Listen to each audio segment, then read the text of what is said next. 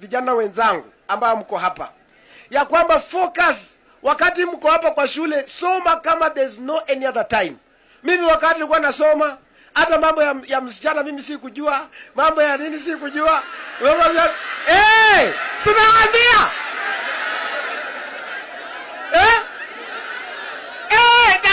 Sinaambia. Sasa saa hii ni kufocus. Wewe nilisema kwa hii constituency, hata mimi mbunge Peter Salasya mwenye mnaona huyu, niko na kazi mingi sana. Mpaka hata sasa time ya kwenda kwa kutafuta msichana wa kuoa hata sina.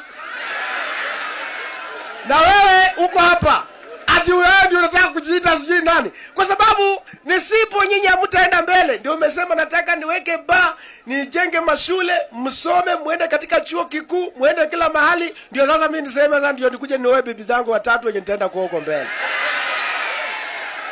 Mmesikia je nimesema? Sasa saa hii focus ni nini? Focus ni nini? Focus ni masomo. Na it is possible. Na maneno ya wengine unapata ati wamebeba changa kwa machupa, wamebeba sijui manini vitu zingine zenye mbaya. Wewe soma saa hii, time hiyo vitu itakuja baadaye. Lakini ukianza maneno ya kuinvolve na mambo ya madawa ya kulevya na mambo ya mapombe, utaribika na utakuwa mwenda simu. Umesikia? Mimi kama ukiona mimi Peter Salasya ni mbunge, lakini silali. My target ni ya kwamba I remain to be the best performing MP, not even in Kakamega, but in the entire country of Kenya. My idea is not to be just an MP, is to become the president of Kenya. And that one means that I don't have to waste time. Ati kwa sababu mimi ni MP, ati sasa ndio nimefika. No way.